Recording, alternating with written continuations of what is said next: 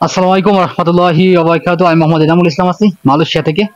আপনারা আসলে অনেকেই অনেক সময় প্রশ্ন করেন যে আসলে ভাই এই মুহূর্তে মালয়েশিয়া আসলে আসবো, তা আপনি একটু সাজেশন দেন যে এখন আসলে কি ভালো হবে কিনা।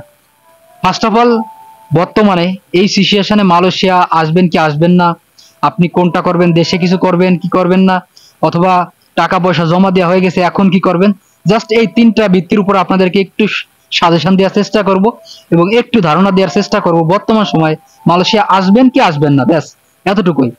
যেমন ফার্স্ট অফ অল, যদি আপনি কলিং এ আসেন, বর্তমানে কিন্তু কাজ কাম নাই, একেবারেই কাজ কাম কম। যদি মেন কোম্পানিতে আসেন, সেক্ষেত্রে যদি কোম্পানিতে ভালো কাজ কাম থাকে তাহলে ভালো কথা। আর যদি কাজ কাম না থাকে তাহলে কিন্তু আপনার সমস্যা হবে পরবর্তী সময়। দেখা গেল যে আসবেন, কাজ কাম পাবেন না, বসে থাকতে হবে 3-4 মাস আপনার বসে থাকা লাগবে, তারপরও আপনি কাজ পাবেন কি পাবেন না এর কোনো গ্যারান্টি নাই।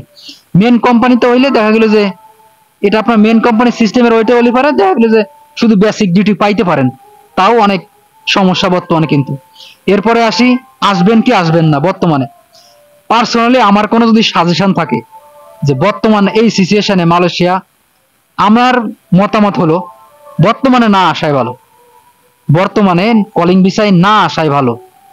যদি আপনি আসেন 5 লাখ টাকা 6 লাখ টাকা খরচ করে যদি মালয়েশিয়াতে আসেন, যদি কাজ কাম না পান যদি আসে, তাহলে কিন্তু আপনার বিরাট ক্ষতি হবে।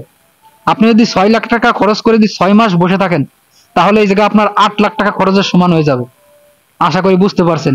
তৃতীয়ত, আপনি যদি মানে সবকিছু হয়ে যায় তাহলে কি করবেন, টাকা পয়সা জমা দেওয়া হয়ে গেছে, সবকিছু কমপ্লিট, তাহলে কি করবেন।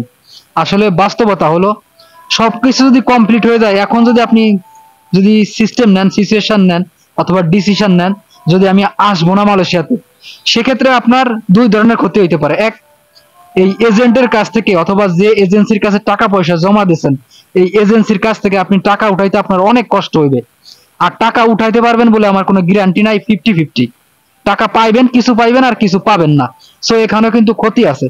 এরপরে আসলে পারে কি হবে, যদি আপনি যদি আসেন, যদি ভালো কাজ পেয়ে যান তাহলে আলহামদুলিল্লাহ, আর যদি কাজ না পান তাহলে সমস্যা। এখন চিন্তা এবং ডিসিশন সেটা আপনার ব্যক্তিগত, একান্তই ব্যক্তিগত ব্যাপার আপনাদের। এরপরে আসেন যে আসলে বাংলাদেশে কিছু করা সম্ভব নাকি মালয়েশিয়াতে না আসে। আসলে মালয়েশিয়া যদি আপনি আসেন অথবা বিদেশে যদি আসেন, সেই ক্ষেত্রে কিন্তু আপনার আত্মীয় স্বজন সবাই টাকা দেবে। আর আপনি যদি দেশে যদি বিজনেস করেন, দেশে যদি কিছু ব্যবসা বাণিজ্য করেন, তাহলে কিন্তু ম্যাক্সিমাম লোকজনই আপনাকে কিন্তু টাকা পয়সা দেবে না। আসলে যদি বলেন যে আপনার আত্মীয় স্বজন, আপনার পাড়া প্রতিবেশী অথবা আপনার গার্জিয়ান অথবা আপনার বাবার কাছে বলেন যে আমার কিছু টাকা দাও, আমি বিজনেস করব, এখানে কেউ সাড়া দেবে না। দ্বিতীয়ত, যদি আপনি বলেন যে আমি বিদেশে যাব, সেই ক্ষেত্রে কিন্তু আপনার সবাই টাকা দেবে। সো এইটাও আপনার একটা ডিসিশনের ব্যাপার। তবে আমার পার্সোনালি সাজেশন থাকবে বর্তমানে মালয়েশিয়াতে না আসে অথবা বিদেশে না আসে দেশে কিছু একটা করার চিন্তা ভাবনা করেন। এখন আবার বর্তমান দেশে থেকে অনেকেই বলে যে ভাই আপনারা বিদেশে যে লাখ লাখ টাকা ইনকাম করতেছেন, লাখ লাখ টাকা পাঠাইতেছেন বাংলাদেশে, এই কারণে আপনারা বলতেছেন যে আসার দরকার নাই। আসলে সত্যি কথা ভাই এইটা না। সত্যি কথা হলো গো, আপনি মালয়েশিয়াতে বর্তমানে আসবেন, কাজ কাম পাবেন না, আমাদের খারাপ লাগবে এই জায়গা। পরে আবার বলবেন যে ভাই আসার আগে তো বলেন নাই যে মালয়েশিয়ার অবস্থা এরকম, তাহলে কিন্তু আবার ব্যাপারটা অন্যরকম হয়ে যাবে। সো আমার একটা পার্সোনালি ডিসিশন থাকবে এই মুহূর্তে, ডিসেম্বর মাসের 2 তারিখ আজকে, আপনারা আপনাদেরকে জানিয়ে দেয় বিষয়টা।